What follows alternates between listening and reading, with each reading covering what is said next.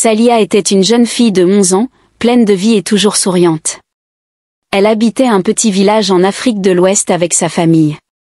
Son père, Ousmane, était un commerçant respecté, et sa mère, Mariam, une femme au foyer aimante, veillait sur elle et ses 2 jeunes frères, Abdou et Ismaël. Ils formaient une famille unie, où le respect et l'entraide étaient des valeurs fondamentales.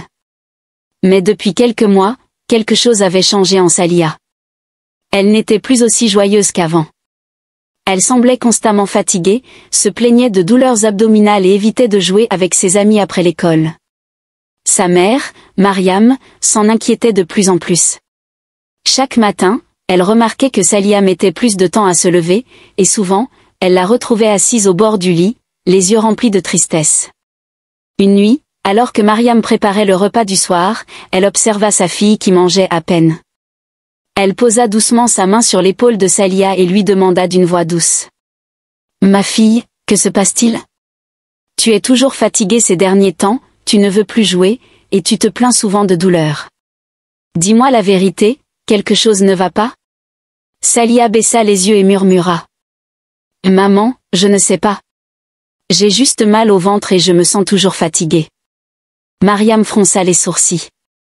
C'était inhabituel pour sa fille qui avait toujours été en bonne santé.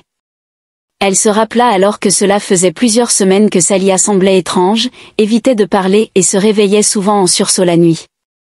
Le lendemain matin, alors que Salia se préparait pour aller à l'école, elle s'évanouit brusquement dans la cour de la maison.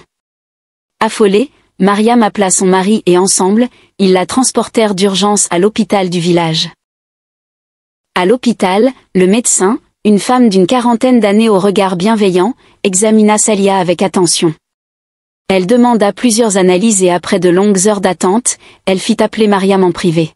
« Madame, dit-elle avec gravité, j'ai quelque chose d'important à vous dire. » Mariam sentit son cœur s'emballer. Elle inspira profondément et demanda. « Que arrive-t-il à ma fille, docteur ?» Le médecin hésita un instant avant d'annoncer. « Votre fille est enceinte de 3 mois. » Le sol sembla se dérober sous les pieds de Mariam.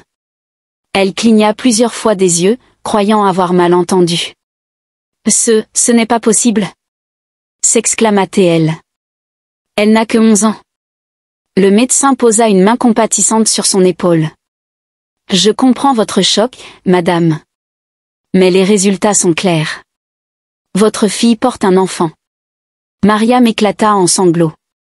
Elle ne comprenait pas. Comment cela avait-il pu arriver ? Salia était toujours à la maison, sous sa surveillance. Elle ne sortait jamais seule, elle n'avait pas d'amis masculins. Le médecin continua. Vous devez lui parler avec douceur et patience. Elle seule peut nous dire ce qui s'est passé. En retournant auprès de sa fille, Mariam tenta de contrôler ses émotions. Elle s'assit près d'elle et prit ses mains tremblantes. « Salia, ma chérie, dis-moi la vérité. Comment cela est-il arrivé ? Qui t'a fait ça ?» Mais Salia secoua la tête, les larmes aux yeux. « Maman, je ne sais pas. Je ne comprends pas. » Pendant plusieurs jours, Mariam essaya de faire parler sa fille, mais celle-ci refusait de donner la moindre explication. Elle semblait perdue, incapable de se rappeler quoi que ce soit. Un soir, alors qu'elles étaient seules dans la chambre, Mariam l'entendit murmurer dans son sommeil. « Non, je ne veux pas.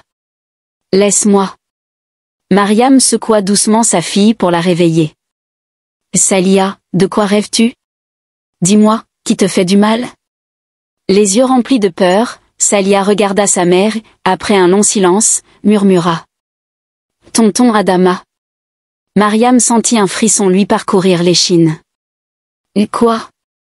Que t'a-t-il fait ? » Chaque nuit, il me donne une tisane et me dit que c'est un remède pour bien grandir. Mais après l'avoir bu, je m'endors et je ne me souviens plus de rien. Mariam sentit son cœur se briser. Adama, le frère de son mari, l'oncle adoré de ses enfants, était celui en qui ils avaient le plus confiance. Comment avait-il pu trahir cette confiance de manière aussi horrible ? Le lendemain, Mariam confronta son mari, qui refusa d'abord de croire à une telle chose. Mais après avoir entendu le témoignage de Salia, son visage devint livide. Furieux et dévasté, il se rendit immédiatement au poste de police pour déposer plainte. Adama fut arrêté quelques heures plus tard.